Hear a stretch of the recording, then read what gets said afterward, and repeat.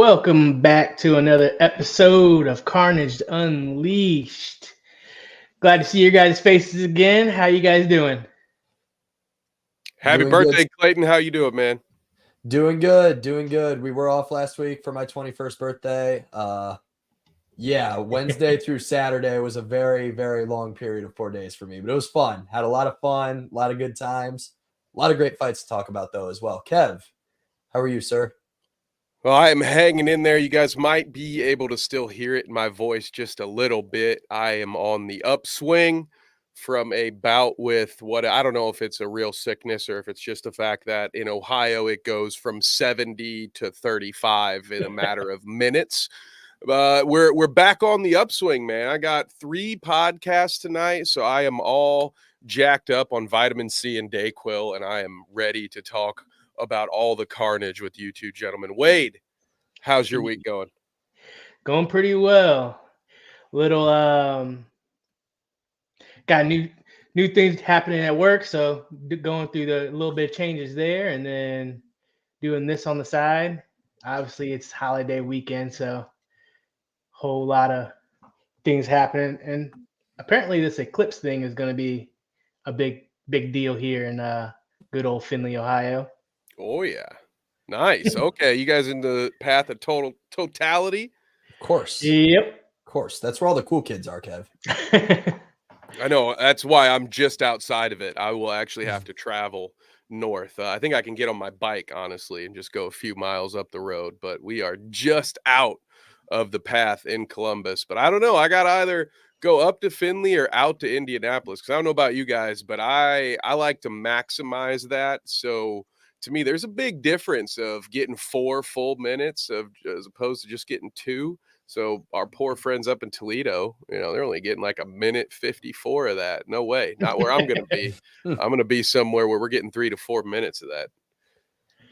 Yeah, they've been we brought somebody in there kind of telling us how to get prepared, and they're saying like they're predicting like quadruple the amount of people coming in, so like 200,000 here in Findlay.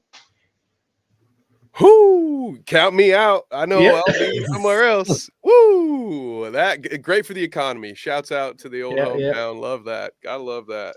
I might not just make it into work because of traffic. So, hey, there you go. You got that. See, I know we did not expect to do the Eclipse variety hour here at Carnage Unleashed, but I think there are certain things that are a little more important than the old 9 to 5, are they not? And the idea that our little marble perfectly blocks the sun's path to the moon to the point that we get these eclipses. Like, if we don't all deserve a half day of PTO for that, then what's this all been for? What is democracy even about, Wade? What are we doing here if we all can't go sit outside and watch an eclipse for 4 minutes and get paid to do it? I don't understand. We have failed somewhere, okay? I'm on the train. That's how you really feel, Kev. Yeah, I will. After the eclipse, I'll be a changed man. I'll be a completely different person. That's awesome. So we got a couple cards to talk about. I know the last card we did was Renegade Rumble 7. That was 2 weeks ago. That was an MMA show. Are you guys glad to be back in the MMA world? Oh my goodness, yes. It's been too long. Too long. Missed being in the MMA scene for sure. Yeah, I love it. It's just, it gets crazy. There's so many more finishes and oh yeah. Yeah, that is, I mean, you guys know I love my strikes. If I had a sweet spot, my personal favorite might just be kickboxing. We haven't called a Muay Thai card, so I would love to that might take the cake for me. But the thing that I love the most, like what you guys mentioned about MMA, is like there's so many more finishes, all the different submission possibilities. So I was excited. I know that MMA, I know that's Clayton's favorite, right? Is that probably both your guys' favorite, right? Your guys MMA Absolutely. all day. Love the striking, but that's what we're here for. And we were not disappointed with this card either. We had 3 different subs, and then there were 3 TKOs on strikes. Like, right? There were tons of finishes in this one, guys. Wild card. Yeah, so jumping right in, the first one was a finish, and it was Jake Lee versus Michael Morgan, and came out pretty hot with a nice first round submission by Michael Morgan. To clarify, ladies and gentlemen, that was a tap due to strikes. Yes. Like Jake Lee had Michael in, I believe it was either I think he had him in a triangle, and Michael's, it was deep. I thought that was it. I thought that once Jake Lee had his legs around his neck, that was going to be all she wrote. But Michael survived, did great, battled through a lot of adversity, and made Jake tap due to strikes in the first round. So started off with a bang, kind of a crazy way to start a show for sure. And the craziness kind of kept up. We had another really quick finish. Uriah Langua versus Caden Hastings. Another quick sub. Uriah was a lot shorter than Caden was. So when he went to shoot, Caden just wrapped up a standing guillotine, and that was it. Yeah. Caden is very long. Very long. For 135, that kid's like almost as tall as me. Yeah. He's just long, incredible. Lengthy, and that's like one of those special physiques, like for your weight class. Like you can't replicate that in training. It's just you gotta experience it whenever you come across a unicorn like that. Right. So yeah, and you can't blame Caden Hastings. I mean, afterwards, I think in the post-fight interview, Clayton, wasn't he kind of saying like he didn't really, he didn't get to work on much. He just kind of, he saw the opportunity right there. He took it, and then that was that. But it was, I think it was the second time at least that we've seen him on a card. So I think the future's bright for Caden. It's going to be, it's going to be interesting to see. I can't wait to see him put his full skill set on display in the next fight. Same. We need to see a little bit more of him, I think. Obviously, great to get a quick finish, like get in there, get the job done, but it's fun. Like, come on, selfishly, we need to see a little bit more of him here. A little bit of a meat grinder. Let's go. But after that, Sean Freeman knocked out Austin Roberts. That was another good fight. I thought Sean Freeman did a great job overall. That was very back and forth, if I remember correctly. Yeah, that one was why it was. So Sean, I think my personal card would have. I think I had Sean winning that first round, but then early in the second round, it looked like things were going Austin Roberts' way, and then Sean came back, and then he gets the TKO via strikes right in the second round, guys. That one was. It was a wild fight because I just felt like this swinging pendulum back and forth. And Sean got the W, but great performance overall. One of the more exciting fights I thought on the card. Yeah, I would agree 100%. And then that rolled right into another finish. Jeff Riemann versus Connor Smith. Connor, I believe, was down 2-0 going into the third. Absolutely. So I remember going in the third, I'm like, oh, Connor's got to get a finish here. And sure enough, Jeff, it's funny, I follow him on social media, and that someone had said, that dude thought he could wrestle you? And Connor was like, yeah. Basically, it was like, they gonna find out. And apparently, Jeff found out because Connor got him in a rear naked in the third and got the finish.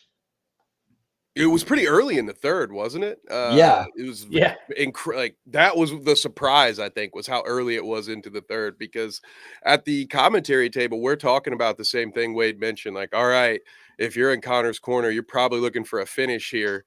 If you want to make sure that you're getting your hand raised, and, here I am thinking it's coming from that big left hand.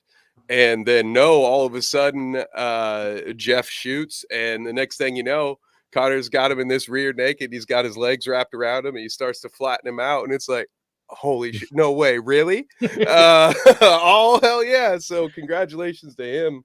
That one, I mean, especially in the way that it was ended like that, I think that was probably, I know I just said the fight previous. This was a great stretch of the card, which is where you like it, where that marathon of the middle to have two exciting finishes like that back to back. But this was another highlight of the card to me. Shouts out to Connor, who also will fight any weight class, Yep. Yeah. And one thing that Connor said in his post-fight interview was, you can't just like take me down and sit on me. This isn't jiu-jitsu. This isn't wrestling. We're fighting in here. Like, let's go. Mm-hmm. And Jeff opened that round the same way he had the other two. He would stand for a couple of seconds and then shoot a double. That's what he did to open all 3 rounds. And Connor, by the 3rd round, figured it out and made it happen. So shout out to Connor Smith. That was one heck of a comeback. That's for sure. Oh, for sure. Oh yeah, without a doubt. Then we had it went into the next fight, and that was the first all 3 rounds, and that was big boys, which I was not expecting. Yeah. Yeah, so Juan Silva making his MMA debut versus Luke Bowman, and yeah, they were swinging. I thought for sure somebody was gonna go down. Tough as nails, both of these guys. Silva won, I believe, was it a unanimous decision? Guys, correct me if I'm wrong. Okay. But Bowman put up a hell of a fight, and he's got quite a chin on him. It got to the point where by the end of that 3rd round, you could tell these two, they were just all willpower at that point, just refusing to go down. Because if I had told you going into an MMA card, the heavyweights are the only ones that are going to go the distance, you would have pressed X to doubt on that one. But that's exactly what happened, because neither of these guys, they both refused to quit. I thought it was a great battle. I look forward to seeing these two fight again, or if they get matched up with others. I want to see more from Luke Bowman. That was at least the second time I'd seen Juan Silva, and I would say I thought I saw a vast improvement from him. I feel like he looks a lot lighter on his feet, and his striking looked good. So I think the first time I saw him was in boxing. So it was good to see those improvements over time. But a great fight overall. Wade, what'd you think?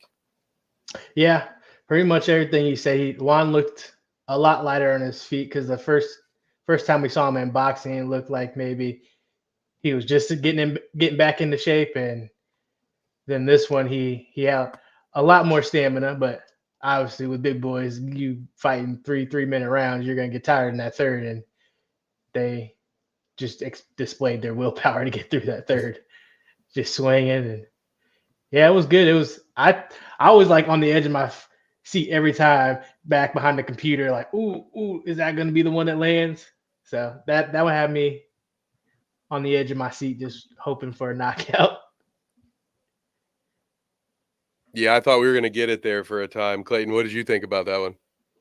Pretty much the same thing. 2 debuting guys. We saw some holes for sure, but I think Juan Silva's striking definitely took over, and he got a really big knockdown. I want to say in the 2nd round, maybe. I know it wasn't the 3rd. It was early. Yeah, I believe it was the 2nd. Yeah, and I thought that was it. I thought that he was going to finish it right there. But Luke Bowman showed a lot of heart. These guys have lots to give to this sport yet. So definitely looking forward to seeing how they develop. For sure. That rolled us into the 170 belt fight. Ooh. JD McNett versus Xander White. This was the only other distance fight, and it was a close one. Gentlemen, we have an early contender for fight of the year here. Yeah. Like this, you want to talk about action? Yeah. Like these two dudes brought it the entire time. JD McNett did a great job at taking Xander down. He really kind of utilized his wrestling, some ground and pound. But Xander showed a lot of great moments off his back and showed a couple of great moments in stand-up too. Razor thin fight. Wade, you kind of made a face when we brought it up at first. Who did you have winning? See, I thought JD McNett edged it out with the wrestling. I think that's just me, how the UFC judges things. So, but I thought Xander had the edge on his feet, and I guess that's how the judges played that one out. I had the edge to JD just because of the wrestling. Who'd you have? I had JD too, but I also understand why Xander won. Because remember at the end of the 1st round, Xander got a really late reverse and ended that round on top, I think that realistically could have been what won him that fight. Yeah. Because like people, for those of you who might not know, ending a round on top is huge in a judge's eyes. Like ending a round on top is unbelievably important. And Xander did that. But he didn't waste that either. He didn't just reverse and lay there. He had action with that reversal. Oh yeah, so. He was throwing some heavy shots to end that round too. Yeah. So I thought that JD won when I was walking up to the cage. I thought that I was going to be talking to JD, but I was talking to Xander. I understand why. He worked hard. You know, he bit down on his mouthpiece, showed some great moments, and I think he absolutely deserved the victory too. That's not to take anything away from him. Oh yeah. I wouldn't have been happy with either one of them. It was that close of a fight for me. Xander edged it out, and kudos to Xander for that. I was thinking this fight was going to end in a knockout because the last time we saw JD in the ring, he got a brutal knockout. And then I've been watching and following Xander, and he's been just tearing through his fights too. So I was excited for this match. Absolutely. Absolutely. For those of you who don't know, give JD McNett versus Ethan Ott a look on our YouTube. That is brutal. I was on the camera that time too, and I was like, whoo. So, yeah, and then that rolled us into our 2 pro fights of the night. So the first one rolled into Nicholas Mandelli versus Quentin the Guy Richards. What do you guys think of that fight? Kev, I'll start with you. Oh, this one was a wild finish. Quentin gets the TKO in the first. This one, you know, I think we talked about it usually a lot of times Quentin is finishing things off with submissions. So if that was sort of what my guess would have been, if you had said, okay, Quentin's going to finish this one in the first, I would have said, oh, he got him with a submission, huh? So no, this was a great start for Quentin to his pro career. Clayton, what were your thoughts? Firstly, I want to mention how crazy the crowd was when Q walked out. There was definitely a lot of hometown support. That was really cool to see. You know, it seemed like everybody, and I felt kind of bad for Nick a little bit because like everybody in that building was backing Q. Every single person in that building.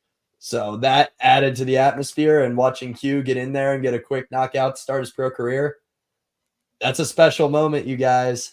You know, Q as an undefeated Ami with 3 belt wins, like, and starting off his pro career as a jiu-jitsu specialist with a knockout. Like, come on now. That's exciting. Yeah. That's fun. Oh, yeah. Yeah. Going into this fight, I thought Nicholas, he's a short, stocky guy. He looked like a wrestler, like stereotypical. You look at a guy like, yeah, he's a wrestler. So I thought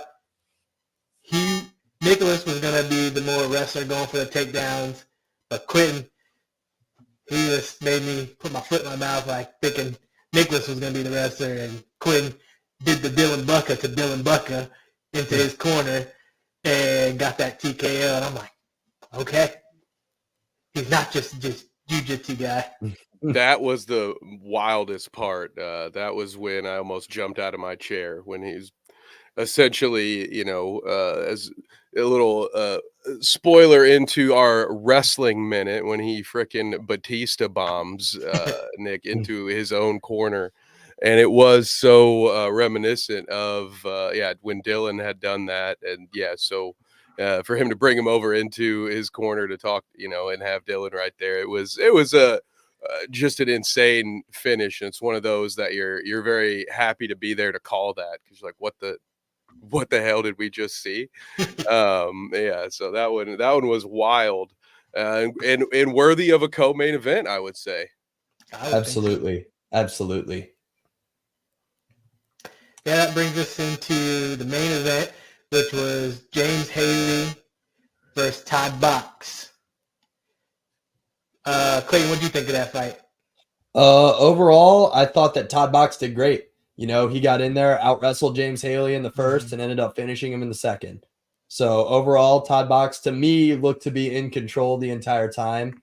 And James Haley was tall. Like that's something that you might not have been able to see when we interviewed him before the fight, but James Haley is a tall dude and Todd Box is not. So definitely kind of seeing like a clash of physiques almost, and Todd Box definitely got the better of him. So shout out to Todd. He looked great. And he said before, he'd been really struggling to find a fight. I know he had a fight fall out on Cage Fury. That was supposed to be his pro debut. And nobody wants to fight him. Yeah. That's the worst part about being on the regional scene, right? Is like, if nobody wants to fight you, nobody wants to fight you. Yeah. It really is that simple. Yep, that's the crappy part. I know he was just so emotional after getting that win because he's just been grinding and trying to get that fight nobody wanted to take, and he said like he was just fighting through a couple bumps and bruises too, and to get in there, pro debut, home crowd, get that TKO in the second, it just really meant a lot. You could see it in his face. Yes, definitely. And shout out to James Haley too. Yeah. Class act through and through. Class act through and through. Good sportsmanship. He was raising Todd's hand after and just basically praising him and giving him mad respect. So shout out to James Haley for that. It's good for the sport. Yeah, that was a great, always great to see that at the end, to see those two in that show of sportsmanship. And yeah, it was a great fight. A wonderful way to cap off what was, a wild one for us. What we have? 8 fights on that card and 6 finishes. So not too shabby. It's pretty good. And a really, really narrow split decision in there too. Yeah, that's true. Yeah, you got a little bit of everything on this card. So we were blessed to bring it to you. For sure. Then there's a couple of... I do have one thing before we move on from this. I do. So, Kev, I need you to look up a name for me. I need you to pull up a video. So, Sadibou, Sadibou.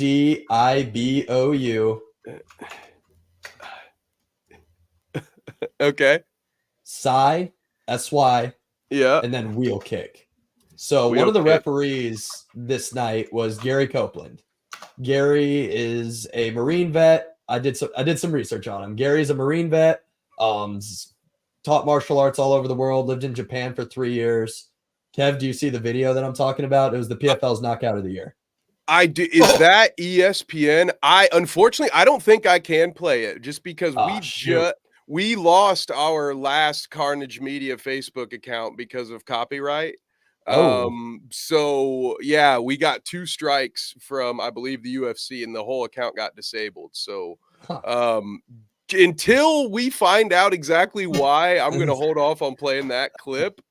But sorry, go ahead. I will share it so you guys at home can watch it. So I'll put a link to it in the chat there. So this was ESPN's 2023 knockout of the year, I believe. Just a wild wheel kick, and Sy had thrown this kick 2 times beforehand. And I was at home. I was watching this card with my buddy. And after he threw it the second time, I looked at him and I was like, if he lands that, like, that's going to destroy Twitter, right? He was like, yeah, you're probably right. And then he went up to eat some pizza rolls and he landed it. And Gary Copeland reffed that fight. I can see him. Yeah. So I thought that was kind of cool to make that little connection. Because I happened to come across that, and then I saw Gary jump in and I was like, oh, there's no way that's him. And then I watched it again, like really get a look at him. I was like, oh my God, that actually is him. So that was cool. And then before I forget about this one, we talked about Josh Friend last time, right? Yeah. And there's a guy fighting this weekend whose name is, I'm going to see if I can pronounce it right. I know his last name. I want to say it's Cedricus Dumas, maybe. Yeah.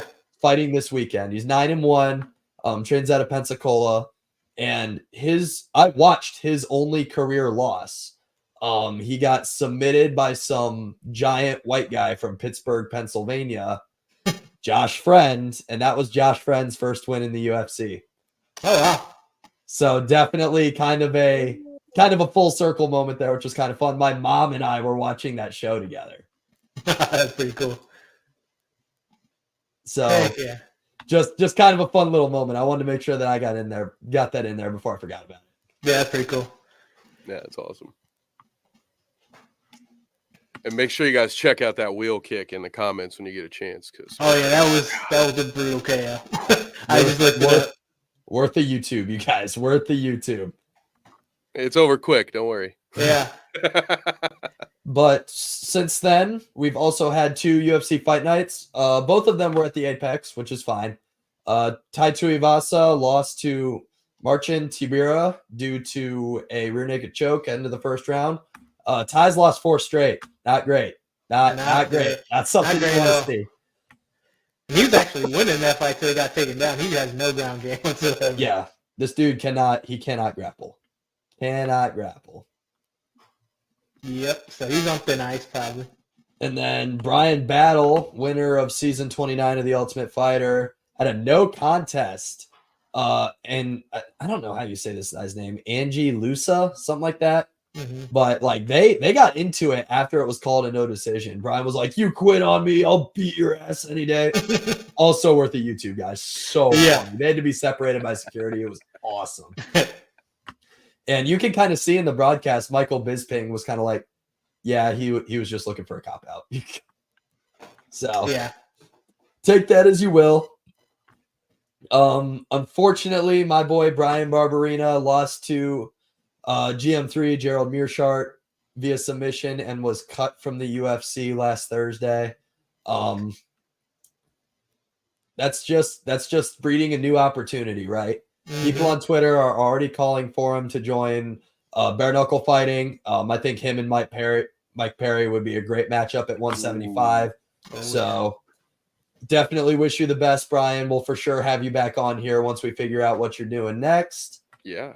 And that's pretty much it from this card. There've been a couple of thin Apex cards for sure. Yeah, it's not too deep in like the mainstream names. It's a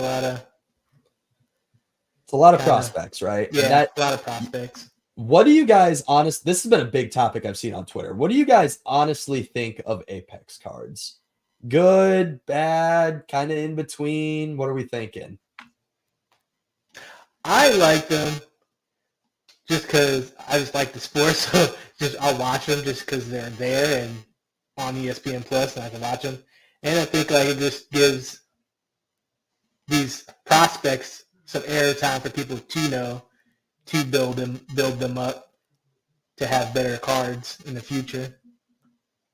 What about you, Kev? Yeah, I don't have ESPN Plus, so I don't catch most of them. So I don't know as far as like the quality of fights. But I will say this: I'm always a proponent. If there's an audience, I'd rather there be more fight cards than fewer. I don't think we've gotten to a point where the sport is watered down or anything like that. And it's like, oh, okay, well, we need to shut some of this stuff down. I think if some of the cards, if maybe recent cards have been a little thinner or it hasn't been, I think that's just something that happens when you're matchmaking shoot fights.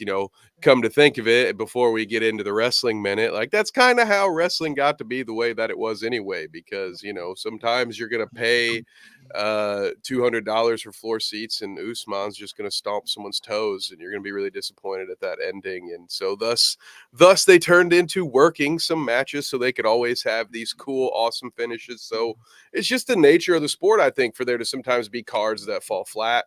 And I wouldn't get rid of them if it were my thing. Now I would say maybe throw a couple of them out.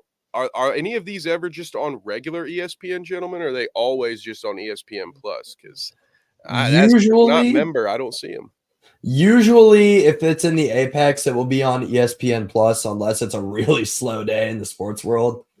For the most part, though, like I believe UFC Atlantic City is on ESPN this weekend. Normally, if they go somewhere, they'll get it on ESPN. But yeah, that is my only knock, I would say, on the Apex is it's on ESPN Plus. Yeah. Which I get. You have contracts that you have to do there. ESPN needs people to subscribe to ESPN Plus, whatever. I get that. But I also agree with you guys. You know, there are so many people in the UFC right now. There's like 700 contracted fighters right now or something like that. Like, you got to give guys who may not have as big of a name yet screen time. Yeah, that's the only way to build stars, right? You know, exactly. Like, Conor McGregor didn't start off headlining MSG. He fought on the prelims. Same thing with Dustin Poirier. Same thing with Max Holloway. You know, especially guys who weren't champions in other organizations that came over.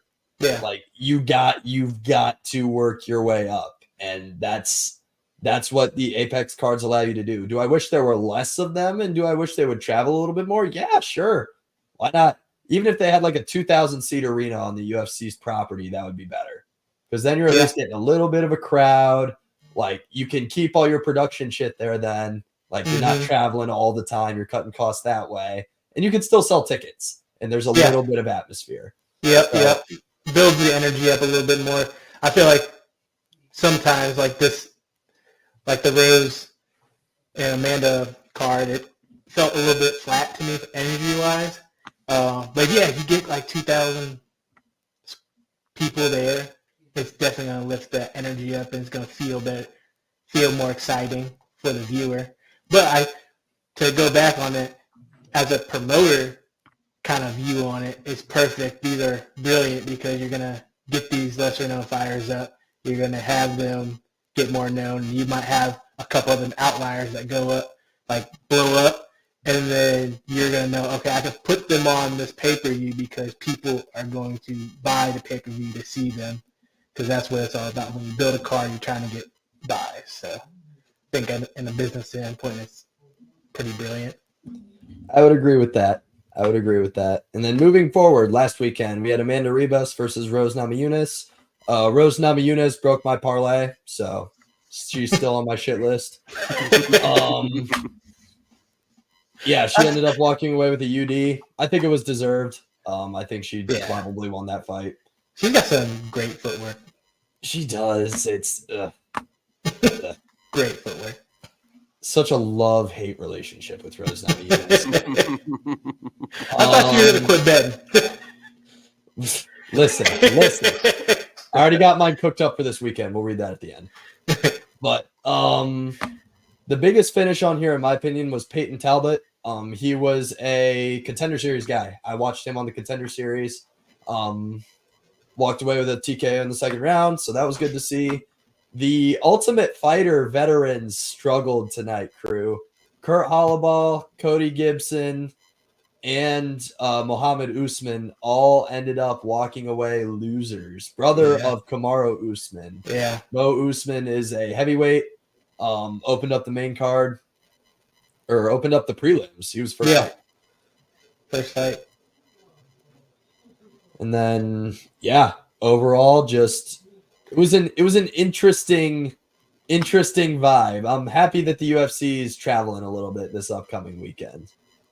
Hold on, I just wanted to also point out, did you see the Igor da Silva versus Andre Lima fight? Oh, yeah. Oh, we need to talk about that. Yes.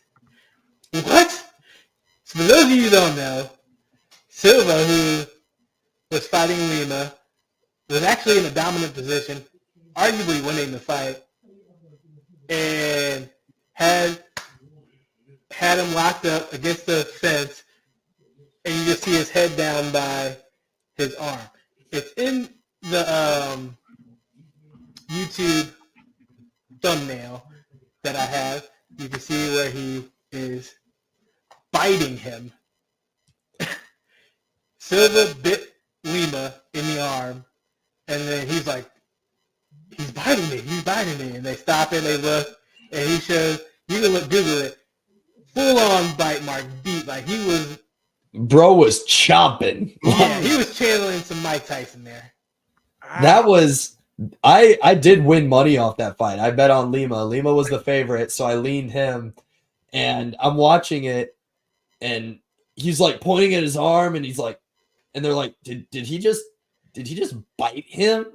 And I remember sitting there thinking, there's no way that I just want to bet because a guy got disqualified for biting. Yeah. That did not just happen. the wildest thing. And on top of that, Lima went and got that tattooed on his arm. He did. Dana gave him a $50,000 bite bonus after seeing, he originally was going to give him, I think, 25. And then after he got the tattoo on his arm, he upped it to 50. He got the bite mark outlined like on the inside of his upper arm with like, I think it said, it's like the fucking bite bonus or something. Yeah, something like that. Is what it says. So the wildest thing I've seen. That's crazy. Yeah, and that was his like debut too, and he was like undefeated. Yeah, lost his undefeated record, chopped from the UFC immediately. Yeah, like you just ruined your whole career off of that. Yeah, and on top of that, need to do that. And on top of that, the Nevada State Athletic Commission might do something too. What was going to be the gain of that? Like, how are you going to get away with the bite? I don't understand. The evidence is kind of undisputable here. Did you watch like them like up close on him, and they're like, the ref is like, you bit him, you're disqualified. He's like, no, I didn't. He's like, huh? What? I don't know. I didn't do that. No, wrong. Who else would have bit the guy? That was just so hilarious to me. That is one of the most bizarre occurrences I have ever seen, ever. All the time that we've been involved with this sport, any level and anything. This is one of the wildest things I've ever seen. Yeah. I was just like, what the heck? But moving forward to this weekend. So, like I said, UFC's in Atlantic City. Gentlemen, can any of you tell me the importance of Atlantic City to the sport of MMA? No, I cannot. So before UFC 28, this is in the early 2000s, the UFC is really struggling, right? Like Senator John McCain's trying to get it banned. People are calling it human cockfighting. They're really, really struggling. And then when Dana and the Fertittas bought the UFC, they ran towards regulation. Like, hey, let's get a state to figure this out. We need a unified rule set. And the state of New Jersey, before UFC 28, came out with the unified rules of mixed martial arts and was the first state to sanction MMA. And they held 3 fights in a row in Atlantic City, New Jersey. Yeah, I think I was watching a documentary about it, like Bruce Buffer was talking about that stuff. Yeah. So I love that the UFC went back there. I think that that's super important to the sport and kind of what the state of New Jersey did to help get us to where we are today. Because without the unified rules and them helping, other states regulate the sport, because Atlantic City back then, even in the early 2000s, was still like kind of a gambling hub, like the kind of the Vegas of the East Coast. Yeah. And you could kind of make that argument today, I guess, but not as much. But I'm a little disappointed. This card is a little thin to me for them to be traveling, but there's still some quality fights on there. Aaron Blanchfield versus Menon Ferro, I believe is how you say that, is the main event. Vicente Luque versus Joaquin Buckley is co-main. That I'm looking forward to that one. That'll be a good one. And then I don't know why he keeps doing this to himself, but Chris Weidman is making his way back. One of 4 another good one. There have been 4 guys to suffer clean leg breaks in the UFC. Can you guys name the 4? Silva, Weidman, Connor. Who's the 3rd or 4th? This is an old school name. He was on season 5 of The Ultimate Fighter.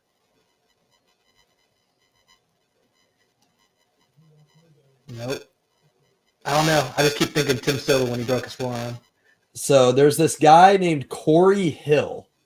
Corey Hill. So the UFC at one point did a thing called Fight for Our Troops. So they held events at military bases. There was one in Fayetteville, North Carolina, which is where Fort Bragg, now Fort Liberty, is. There was one at Fort Hood in Texas, and I don't remember where the 3rd one was. Fort Andrews is what's kind of popping out, but I don't know if that's right. But at the first one in Fayetteville, Corey Hill broke his leg completely. First guy ever to completely break his leg. I don't think I've seen that one. I'm not going to sit here and tell you to YouTube that, but it did happen. I took the pleasure of YouTubing that because I heard that it happened. I might have to check it out now. But yeah, season 5 of The Ultimate Fighter. If you guys haven't watched season 5 of The Ultimate Fighter, ladies and gentlemen, I would 100% do that. Joe Lozon, Nate Diaz. I'm trying to think of some other names on there. Crap. What was that guy's name? Oh, Gray Maynard. Gray Maynard was another big name on that one. And coached by BJ Penn and Jens Pulver. 2 interesting characters in their own right. So definitely worth a look up.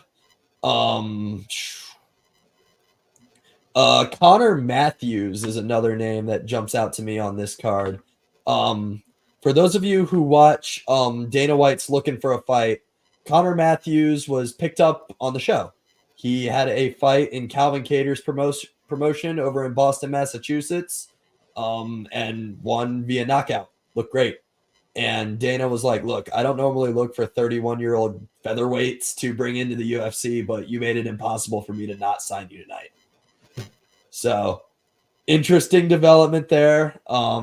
Definitely like to see a guy fighting somewhat like New Jersey to Boston. Like that's not that far. Like realistically, that's not that far. So kind of, I'm not going to call him a hometown kid, but he's definitely not going to be fighting on the road. That's for sure. Yeah. Right.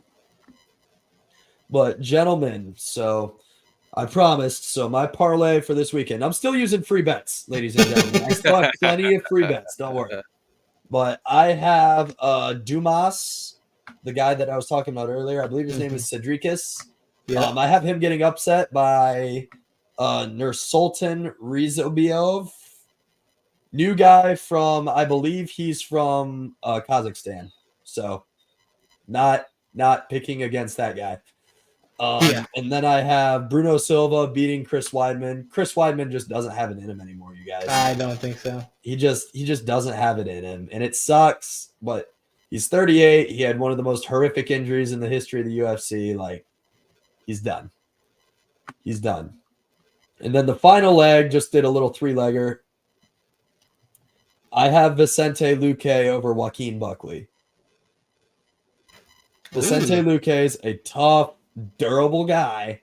I just don't see how Buckley beats him. Yeah. I can see that happening. Buckley, I feel, is mostly power. I think Vicente has more of a well-rounded skill set than Buckley. So and Luque's got a chin too. Yeah. Vicente Luque's got one of the toughest chins pound for pound, I would argue, in the sport. I was blown away. I think Jeff Neal finished him not that long ago, like a year and a half ago, and I was blown away. I was house sitting for my buddy, and I stood up and I was like, "Oh my god!" But I believe that is all we have for the UFC. Gary Copeland, the ref that we talked about earlier, will be there. So definitely look out for that name when they say, and our referee in charge of the Octagon this evening, Gary Copeland. Give that a look. But Kev, I believe it is time. Oh, it is time for the Wrestling Minute, guys. You know what season it is, and if you don't, it's on my t-shirt. It's WrestleMania season.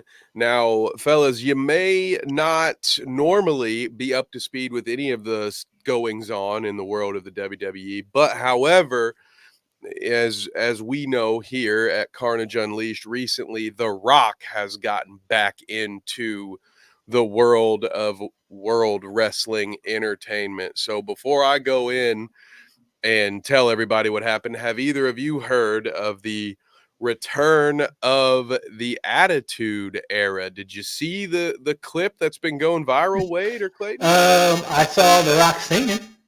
Oh, okay. So there was a new Rock concert. I was not wasn't a huge fan of it, to be honest, but a lot of people were. There are some people who The Rock can just do no wrong, and despite my rose-colored nostalgia glasses, I am not one of those people. So, but what you might have missed on Monday was The Rock actually got the jump on Cody Rhodes and beat him up outside, out in the rain, cut his forehead. He got covered in Cody Rhodes' blood, all this stuff. And there was a bit of a tease, guys, in the back. The WWE dropped a little Easter egg, one of the semis back there when The Rock was beating the shit out of Cody Rhodes. It had John Cena and Stone Cold Steve Austin's faces on the back. So now the rumors are that we're going to get even more throwback characters because, well, A, they want to make sure nobody's talking about Vince McMahon, and B, it is WrestleMania 40. So, all that, they did just sell themselves to Netflix for $5 billion. They did just give The Rock $30 million to join the board. So, they're doing what we carnies like to call hot-shotting it a little bit, getting as many eyes as they can on this. So with only one more week between now and WrestleMania weekend, guys, are you going to be catching up? Are you going to be watching? The Rock is the main event night one. And then his cousin, Roman Reigns, the tribal chief, will defend the title against Cody Rhodes. And maybe The Rock might be, the whole stipulation is if The Rock wins, if The Rock and Roman Reigns win on night one, it'll be no rules. And The Rock and all the other villains can be there to help Roman Reigns. But if Cody and his partner Seth Rollins win in night one, then night two has to be a one-on-one fair fight. So night one actually has big stipulations. It has implications. I'm about to have a stroke, I think. It has implications onto night two. So Wade, you gonna be watching? Oh yeah, I'm gonna start doing my research to catch up on this storyline. I was watching a little bit of the Rock videos, and that's how I saw him singing, talking about Cody Rhodes' mama. He kept his promise. I just got to say, that's the new one you'll have to catch up on. The Rock has kept his promise to Cody's mom. Pretty wild. Attitude Era all over again. They're saying cuss words. People are bleeding on cable. It's back to the 90s all over again. Yeah, he was singing that song. He said some cuss words. I'm like, oh, they're doing that again. Oh yeah, they said quite a few of them. They actually had some memos go out recently because I think a few of the regular folks that work there are upset that The Rock, none of the rules apply to The Rock. Which, I mean, come on, let's all understand our assignment here. Of course, The Rock. Of course, you have a different rule set than The Rock does, man. Come on. When they give you $30 million for a token seat at a board, then you can probably say fucking shit on air as much as you want as well. All right. The man's earned it. As much as I can't stand it, he's earned that right. So there we go, guys. WrestleMania will be in full swing. I'll be watching, so don't bother calling me on April 6th or April 7th because I'll be watching that as we have UFC. We've got multiple fights go. We got Dylan fighting that weekend as well, right? So David Music will be over in Akron too, making his debut over at Gage Thunder. Yep. I knew we had three. I was like, we'll be glued to our TV sets. Yes, I am. Yeah, nobody call me. I'm busy. No, I don't want to hang out with you. I got stuff to do tonight, people. We're gonna figure this out. Is what we're gonna do. Yeah. Well, I think that brings us to the end. Where can they find you, Kev?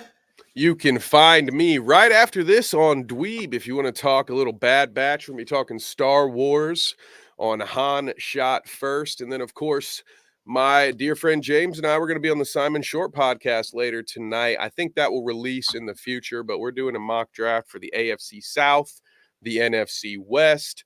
Tomorrow night on The Bounce, Bite Size Sports, 9 p.m., we will be catching up on all of March Madness. That's right.